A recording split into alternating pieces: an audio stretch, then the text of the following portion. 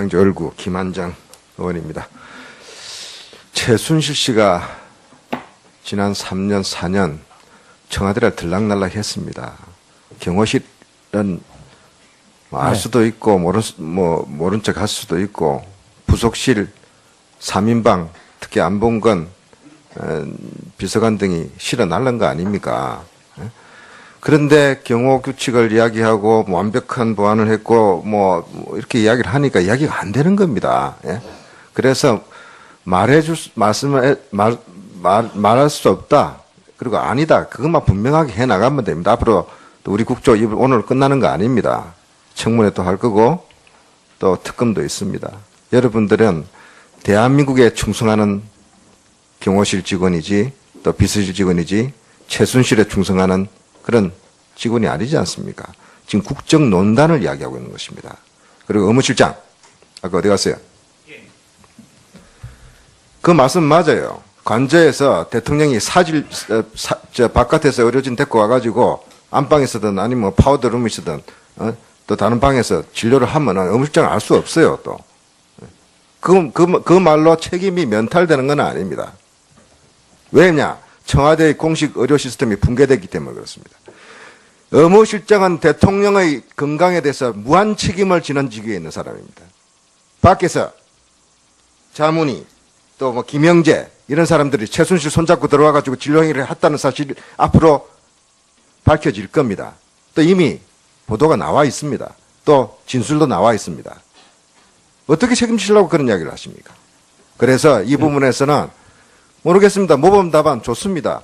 공직자로서 그런 자세를 보이는 건 저는 탓하지고 싶지는 않은데 이 사실, 이 국정농단 때문에 대한민국이 엉망진창이 되어 있고 온 국민들이 이렇게 괴로워하고 있다는 사실을 보다 엄중히 인식하시고 앞으로 답변해 주시기 바랍니다. 예. 비서실장님, 이 문제가 이렇습니다. 7시간 동안 대통령이 지시를 했고 전화보고를 했다고 하는데 정상적이라면요. 그날 텔레비전이 중계가 됐습니다. 그럼 대통령이 집무실로 내려와야죠. 수석회의를 소집을 하거나 관계 비서관을 보고지만 불러야 되는 거 아닙니까? 한강옥 실장님께서는 김대중 대통령을 비서실장으로 모셨지 않습니까? 김대중 대통령 9.11 테러 사건 났을 때 밤 11시였습니다. 어떻게 하셨습니까? 잠자리에 들다 말고 비서관들 불렀지 않습니까? 내일 아침에 바로 NSC 소집해라. 국무회의도 비상국무회의 소집해라. 정군, 경찰, 경계령 내려라. 지시를 했지 않습니까? 또 지시를 하도록 보좌를 해야 되는 거 아닙니까? 청와대에서. 지난번에 안보실장 뭐라고 그랬습니까? 김장수 안보실장. 청와대는 컨트롤 타워가 아니다고 이야기했습니다. 이런 후안무치한 발언이 어디 있습니까? 대통령령에 안보실이 재난 대비하게 돼 있습니다. 그럼 결국 다 대통령한테 떠맡기고 대통령은 그날 국민들 앞에 또 비서관들 앞에 못 나올 수 있는 어떻게 보면 그런 말 못할 사정이 있을 수도 있습니다. 김기춘 실장이 그랬지 않습니까? 자기도 사실상 어디 있는지 몰랐고 다시 말해서 대면 보고를 할 상황이 아니었고 그 다음에 여성 대통령으로서 말 못할 사정이 있을 거 아니냐? 사정이 있을 수 있습니다. 그러면 누가 이런 비상시국에 테이크오버 해야 될 거 아닙니까? 이 상황을 청와대에서 장악하고 지휘할 사람들이 있었어야 될 거 아닙니까? 허둥지둥하고 오보나 전달하고 대통령대로 사라져버리고 오후 5시나 현장 방문해서 엉뚱한 이야기를 하고 이런 대한민국을 보고 우리 국민들의 마음이 무너진 거 아닙니까? 한권 시장님 다시 한번 질문하겠습니다. 만일 이런 세월호 같은 이런 재난 비상사태가 다시 났을 때 비서실장으로서 전화보고 하겠습니까? 문서로 보내놓고 기다리겠습니까? 어떻게 하시겠습니까? 참 상식적인 질문 같기도 하고 제가 볼 적에는 대단히 중요한 의미가 있다고 생각하는데 중요한 의미, 이런 때는 대면 보고를 해야죠. 대면 보고. 그죠? 예. 깨워서라도 달려가서라도 대통령이 큰일 났습니다. 이건 이렇게 대처했습니다. 하는 게 청와대가 할 일 아닙니까? 그게 안 돼 있습니다. 대통령도 대답을 안 하고 지난 2년 동안 청와대에서도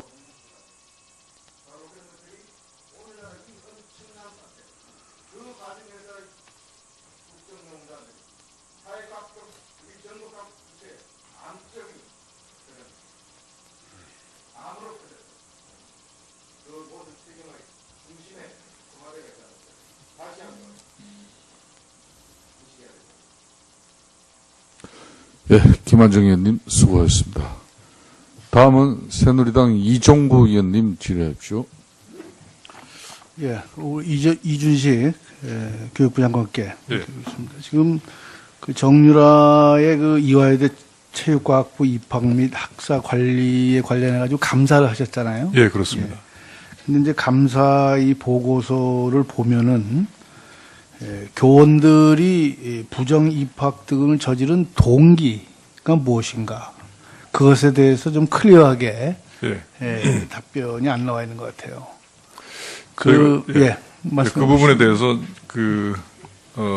전 총장에 대해서 조사를 상당 부분 했습니다만은 그 의혹이 되는 내용에 대해서 일관되게 계속적으로 부인을 하고 그 다음에 밑에 그 입학처장들하고는 이게 진술이 엇갈리는 부분이 있어서 사실 행정감사로서의 어떤 한계 때문에 밝혀내지를 못했습니다. 그래서 그 부분은 검찰에 수사를 의뢰한 상황입니다.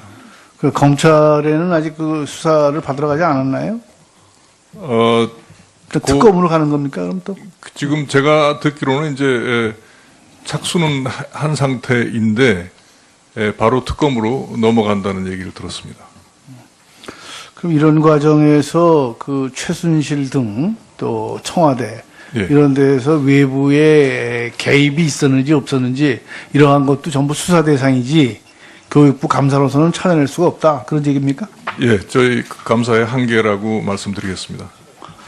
그런데 그 감사에서 작성한 그 문답서라는 게 있잖아요. 저도 공문해봐서 아는데 예. 그 문답서를 작성하잖아요. 그 문답서를 제출하지 않았죠, 지금요. 문답서. 어디다 제출? 아니, 그러니까 지금 예를 들어서 자료 요구 같은 거 했을 때. 예, 다 교육부에서, 했습니다. 저희가 근데 그 문답서에도 그런 건 질문도 안 하는 겁니까? 그럼?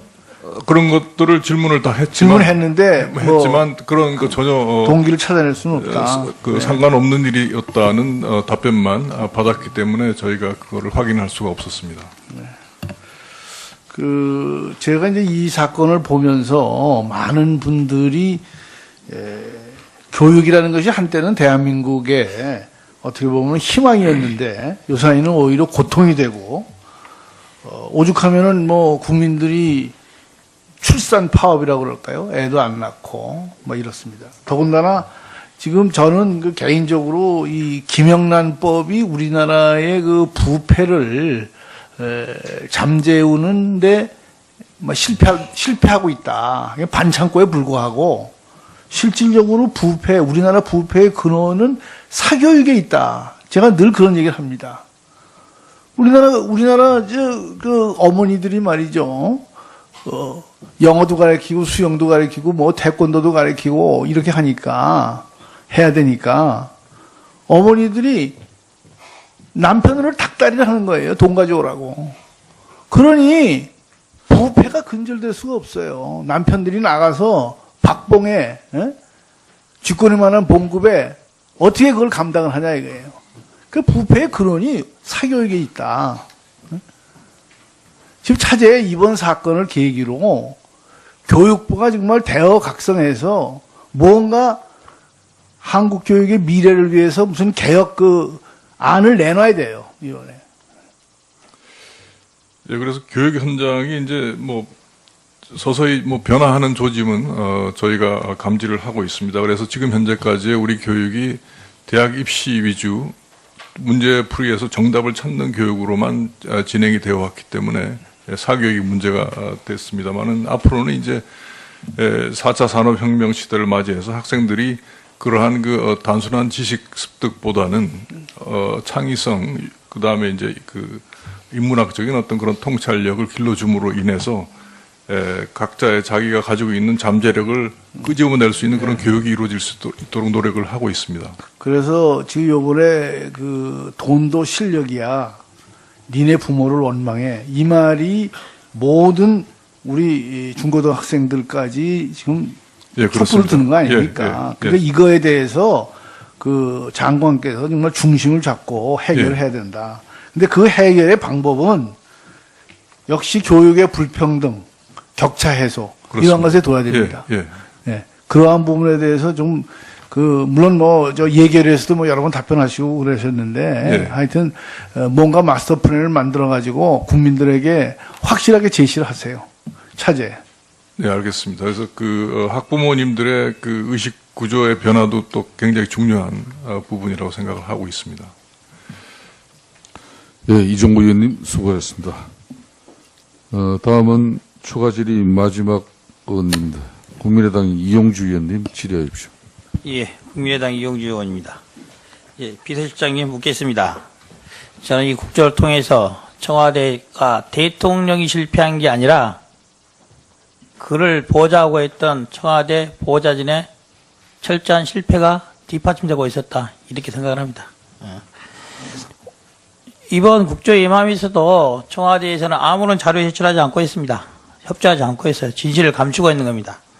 그 근원에는 전 비서실장인 김기춘 비서실장이 영향을 미쳤다고 봅니다. 자, 자료화면 보시죠. 자, 김기춘 비서실장 관련한 김영한 전 민정수석의 비망록 전체입니다. 이걸 보니까 참 기가 막힌 일이에요. 어떻게 이렇게 일을 했을까? 주요한 부분을 볼게요. 7월 18일자 보면 일이 돼 있어요. 이렇게 비서실장 말을 합니다. 4월 16일자 대통령 동선 위치 알려고도 하지 않는다. 자료 제출 불가 박혀 있어요.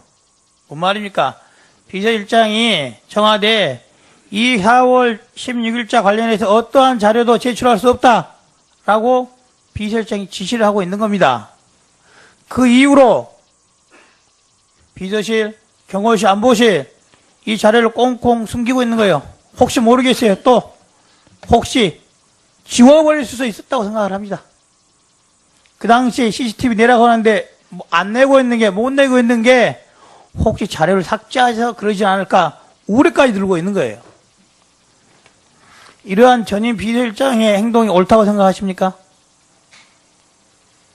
공직자로서 한번 대답해 보세요. 현재 비서실장도 그렇게 하고 있습니까?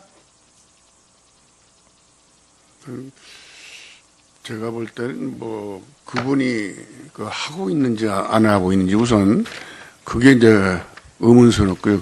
그렇게 했을까요? 자, 그런 보도 내용 못 보셨어요? 김영한 전 민정수석이 거짓말 써놨겠습니까? 자, 다른 자료 봅시다. 다음 자료 봅시다. 어떠한 일을 했냐? 9월 23일자에 보면 이런 말 나와요. VIP 7시간 관련 주름 수술서 사이버 수사팀에서 나오고 있다. 이걸 논의하고 있어요. 이미. 자, 그 다음 장 봅시다. 10월 27일자 이렇게 돼 있어요. 세월호 인양, 시신 인양 안 된다. 정부 책임, 부담이다. 세월호는 인양을 하되 시신 인양은 절대 불가하다. 이런 입장을 청와대에서 논의를 하고 있는 겁니다. 비서실장이. 어떻게 생각하세요? 정말로 이거 김영하 전 민정수석이 소설로 써놨다고 봅니까? 업무일지에? 청와대에 이런 사람들이 앉아있으니까 이정혁이 이런 거, 이정혁이. 대통령이 탄핵되기에 이런 겁니다. 야당 책임 아니에요. 여러분들이 잘못한 거예요, 여러분들이. 국민의 뜻을 받들지 못한 청와대가 잘못한 겁니다. 그 다음 장 봅시다. 7월 1일에 이런 것도 있어요. 자, 언론 환경이 악화되고 있다. 허위 왜곡 보도가 하고 있다. 제 밑에 보세요. 종편.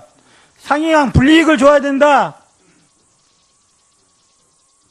종편에 대해서 불이익을 줘가면서까지 진실을 은폐하고자 하는 게 청와대 비서실장이 지시한 업무 지시 내용인 거예요.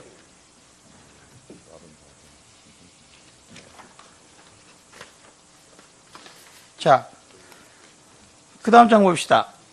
좀 더 노골적인 말 나옵니다. 시사저널, 일요신문 끝까지 밝혀내야 피할 수 없다는 본때를 선제적으로 보이라. 이런 말까지 하고 있습니다. 청와대가 언론을 상대로 본때를 보이겠다는 겁니다. 뭘 숨기고자 하는 겁니까? 이렇게 하고 있기 때문에 세월의 7시간 진실이 감춰지고 밝혀지지 못하고 있는 거예요. 자, 이영석 차장님 묻겠습니다. 네.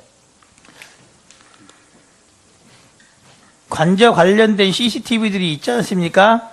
네, 있습니다. 자, 4월 16일자 CCTV 지금까지는 보존 기간이 지나서 보존은 되어 있지 않습니다, 의원님.